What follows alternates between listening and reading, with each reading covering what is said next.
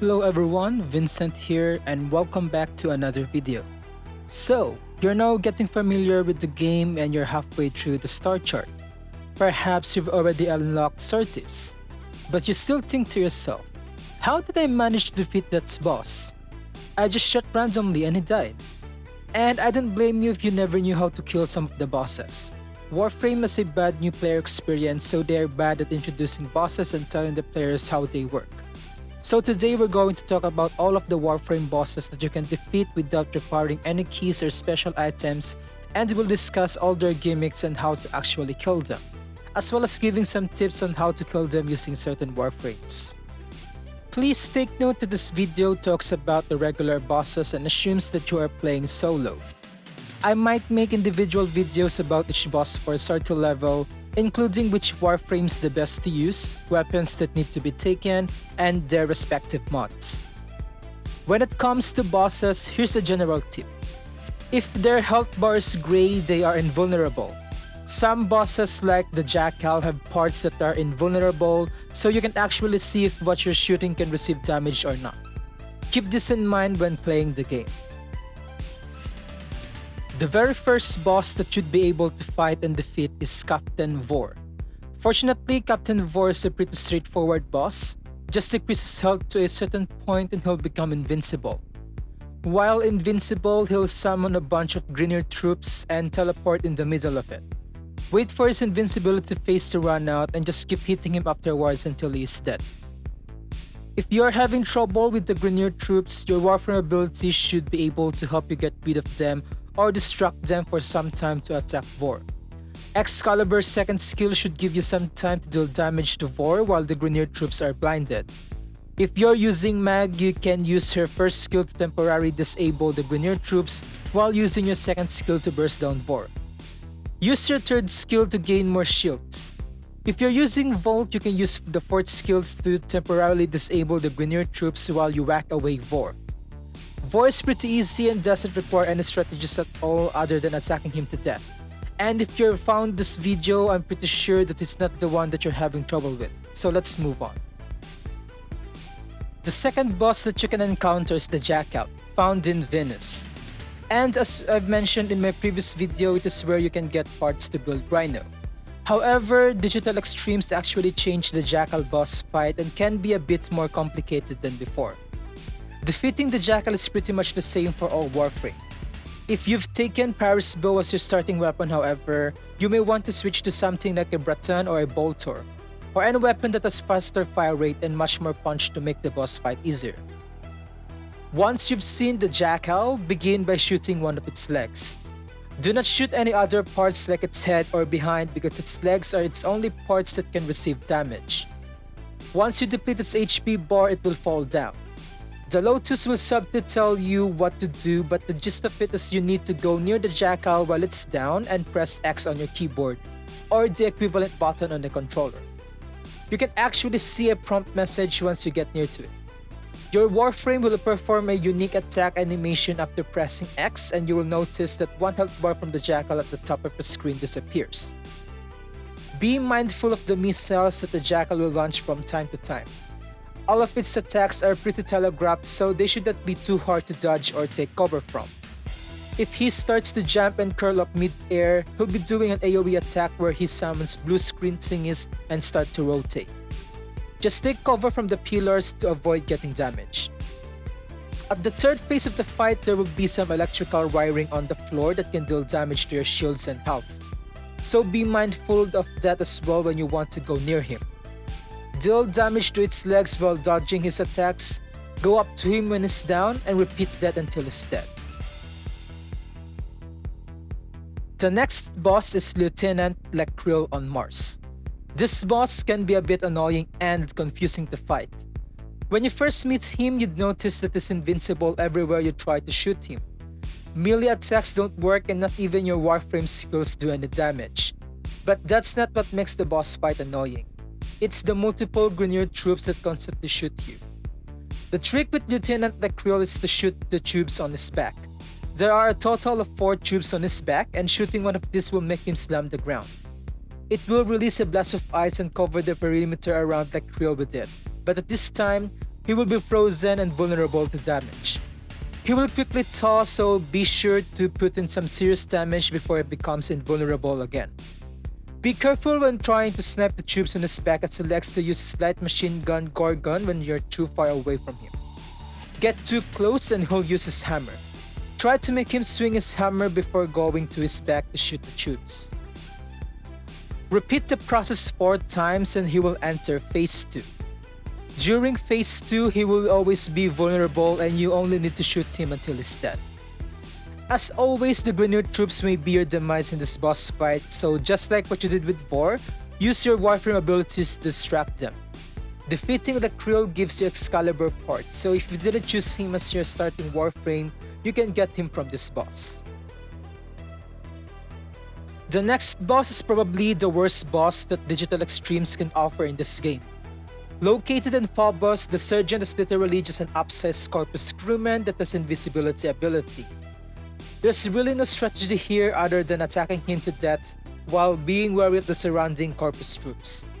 It's not even an exaggeration that the mob troops are more dangerous than the boss itself. If you didn't choose Meg as your starting Warframe, you can get her parts from this boss. Ceres combines 2 bosses that you've defeated before, Captain Vor and Lieutenant Lech Kril. Nothing has really changed aside from you now have to fight 2 bosses at the same time. Vor will still summon Grineer troops when he goes into his invincibility phase, and Lech Kril is still as annoying as ever. Use both strategies to defeat the 2 bosses. Doing so will reward you with the parts of the Warframe Frost, another good Warframe to have, so you should come back here to farm him later.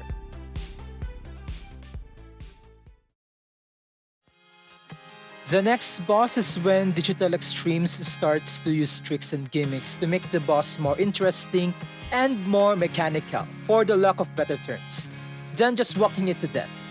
Alad V can be found on Jupiter and can be really confusing to deal with for the first time. Not to mention that his robot pet Zanuka can deal serious damage to you. After the cutscene ends, Zanuka will start to chase and attack you. When you try to attack it, you will notice you're barely doing any damage, while Zanuka just rips off your entire shield and a fraction of your health. Dealing with this boss is not to attack Zanuka, but rather focusing on Alad V instead. It may not be obvious at first since Alad V is far away behind the boss arena, but depleting Alad V's shields will also deplete Zanuka's. But after doing so, do not attack Alad V and deplete his health as well, as killing Alad V will only make Zanuka revive him, thus restoring both his health and shields again. After depleting Alad V's shield, focus again on the Zanuka. You should be able to deal damage now to its health, and if its shield is starting to regenerate, just go back to Alad V and deplete his shield again. Repeat this until Zanuka is dead. Mag can be useful in this boss fight as she is on any Corpus or Grineer tile set. If you're using Rhino, avoid relying on his iron skin as Zanuka can dispel Warframe abilities. This includes Rhino's 3rd skill and Excalibur's 4th skill, among others. Defeating Alad V will reward you with Valkyrie parts. Next on the list are the Raptors found in Europa. The Raptors are not only annoying to defeat, but they can pack a serious punch as well. These bosses require sheer amount of brute force, health, and control over your Warframe. The Raptors are modified upsized versions of the Corpus flying drones called Ospreys that you often see attacking you on Corpus style sets. These bosses are always in the air, so prepare your best long-range primary weapon and be sure to upgrade all the mods that you equip with it the best you can. Take note that the Raptors don't take damage from behind and can only be hit on their wings and underbellies. Fortunately, this is easy to do so because of their constant flight. You can try to take cover from its attacks, but most of it explodes on impact, so it is best if you try to just avoid them while dealing with the ground units. But before you completely deplete the Raptor's health, be sure to be near it as it drops a power cell upon death, and you need to grab it and drop it into one of the 3 gravity conveyors as fast as you can. Failing to do so will just make these conveyors spawn another Raptor. They will continue to do so indefinitely until you destroy all 3 of them, thus defeating the stage. But don't worry, only 1 Raptor spawn at a time, even if all 3 gravity conveyors are still active. So try to be near the Raptor, grab the power cell, and immediately drop it on top of one of the gravity conveyors. Use the weapon switch key to drop the power cell. I don't have any recommendations of which Warframe to use aside from choosing the one with the most health. You can rely on Rhino's iron skin, but be careful of Corpus units with nullifying barriers, appropriately called nullifiers.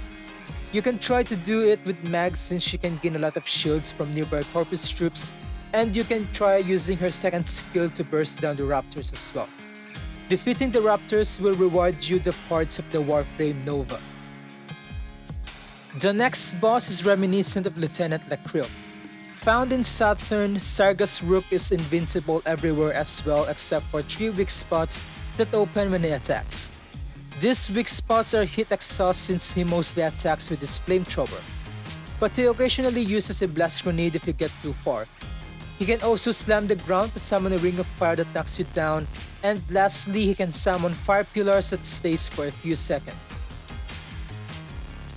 Dealing with him is a bit more annoying than Lech Kril, as Sargas Ruk deals more damage and the visual effects of his attacks make it harder to aim. But it's not that hard to spot the weak spot. It has a bright blue glow so it isn't easy to miss it. So try to avoid this and the greener troops' attacks while attacking his weak spots. The first exhaust will be on his left bulky shoulder. After destroying it, the second one will appear in his chest. This is also the time when he will start using Fire Blast to summon a ring of fire around him. After destroying the exhaust in his chest, the final exhaust will open, located in his back. At this point of the boss battle, we start to use Inferno to summon 5 pillars of fire. Try your best to avoid these attacks and defeat Sargas Ruk. At this point in time, you should now be familiar with your Warframe and their abilities, so just pick whoever you are comfortable using. Defeating Sargas Ruk will reward you with Ember parts. In Saturn, you need to fight Tyl Regor to progress to the next planet. He attacks pretty aggressively using his melee weapons and can teleport near you, so always be aware of where he is. Tyl Regor, despite being kind of overwhelming when fighting him for the first time, is actually pretty straightforward. He is vulnerable everywhere except his shield, so be careful not to shoot his shield to not waste time and ammo. There are also no normal Grineer troops during this entire fight aside from the ones summoned by Tyl Regor himself. When you deplete his health to a third, the battle will transition to the second phase. You will notice that he will launch his fists into the glass ceiling of the stage, causing the water to leak and flooding the original arena. Falling in the flooded area will cause you to enter submersible Arcwing mode and will have to face submersible enemies. Be sure not to fall in the water. Tyl Regor will then have disappeared at this point in time, and Drakkar Manics will spawn from the tubes on the side of the room. Defeat this Drakkar Manics and Tyl Regor will once again reappear. Reduce his health again, and after losing another third of his health, he will once again become invincible and teleport at the top of his statue, launching his fists again on another glass ceiling. At this time, the whole middle area of the arena will be flooded and will be electrified, dealing constant electric damage. The catwalk will also be containing water jets shooting out from the walls that can push you towards the flooded area, so be sure to avoid it as well. This is the third phase of the fight. Tyl Regor will disappear once again and more Drakkar Manics will spawn. Deal with them to make Tyl Regor reappear, and this time you can finish him off for good. Defeating Tyl Regor will reward you with parts for Equinox. You will need to fight Tyl Regor more times than any other bosses if you want to farm Equinox, since she has 6 parts instead of the usual 3, each part having a day and night counterpart.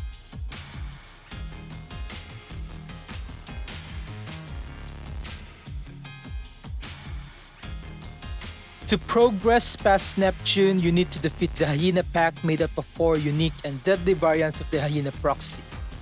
Corpus hyenas look a lot similar to Alad vs Zanuka, although each hyena only have 1 attack. The gimmick here is that the 4 hyenas work together to try and overwhelm you through teamwork and number, especially if you're playing solo. Each hyena has different types of attack that will debuff you. The thing to look out for the most from the Hyena Pack is the one that procs Magnetic Debuff. Magnetic Debuff drains energy from your Warframe and can be really dangerous, especially if you're using Rhino. Try separating them from each other and killing them one by one. But if you have enough burst damage, the Hyena Pack should feel like a standard enemy as there's no real strategy to defeat them other than brute force. Defeating the pack gives you the parts for low key. We have 5 bosses left to discuss, but I will be putting them in separate videos. These 5 bosses require certain keys or items to enter, so I might discuss each of them in separate videos. If you've reached this part of the video, I hope it has been informative to you. If you've enjoyed it, please leave a like, and if you want the other videos of the 5 remaining bosses, consider subscribing. It really helps out the channel. Thank you so much for watching, and I'll see you on the next video.